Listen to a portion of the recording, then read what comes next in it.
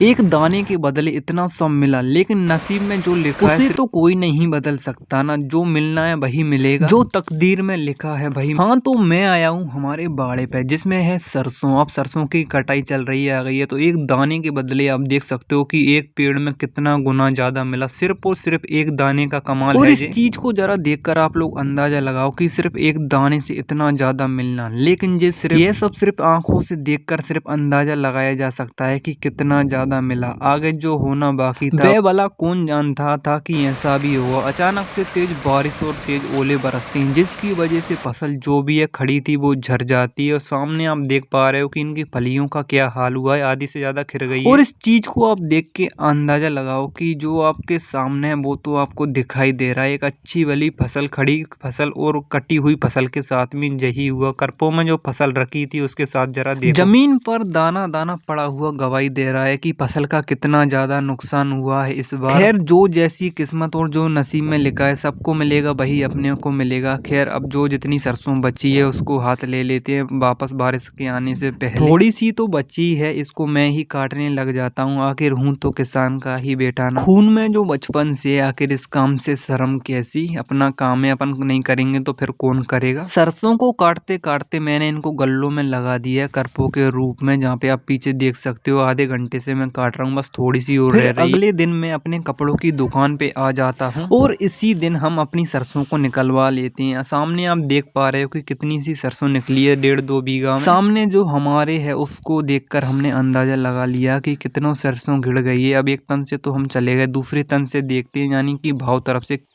तो आज फाइनली हम इसको बेचने जा रहे हैं। फतेहगढ़ में जो मंडी लगती है सोमवार को।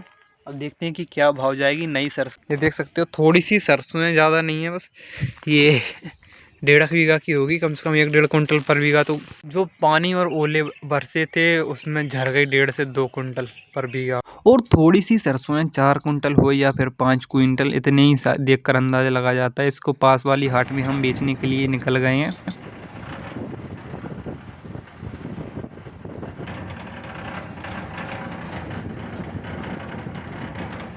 हमारी तरफ रास्ते में हाईवे का काम चल रहा है और सामने आप रोड को देख पा रहे हो कि यह रोड कितना ज़्यादा चौड़ा हो चुका है। इधर उधर की फसलों का हाल देखो, यही है। जहाँ पे एक पुलिया है जो बरसात में ढह गई थी, रास्ते में जैसे काम चलाया हुआ था, सामने देख पा रहे हो। लेकिन अब जहाँ पे काफ़ी ज़्यादा बड़ा पुल बनने वाला है, काफ़ी ज़्यादा तेज़ी के साथ में इसमें काम चल रहा है। रात दिन मशीनें चली रही हैं और करीबन 1 महीने से ऊपर हो गया। जाल को इतनी बुरी तरह फंसाया है कि चिड़ैया भी नहीं निकल पाए। और जरा अब मेरे सामने देखो, वो रास्ता आपको नज़र आ रहा है जिसमें हम सालों से गुजरा करते थे। लेकिन आज के टाइम पे काफ़ी ज़्यादा तेज़ी के साथ हाईवे का काम चल रहा है। आप देख सकते हो पुलिया जगह जगह बनी हुई है, उसको ऐसे बना दिया है।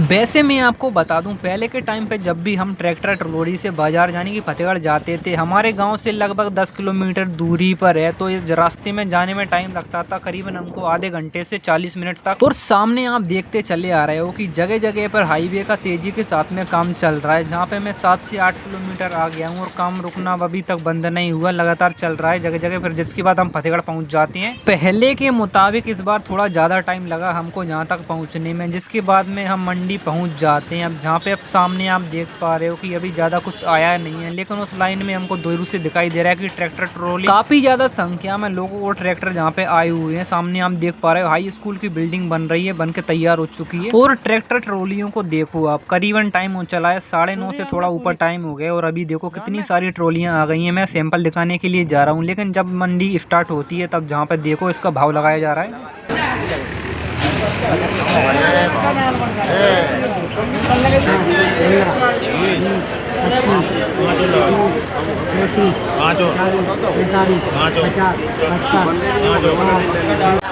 ₹58 तो 50 हो तो 55 एक में बदल दिया। कौन बदल रहा है?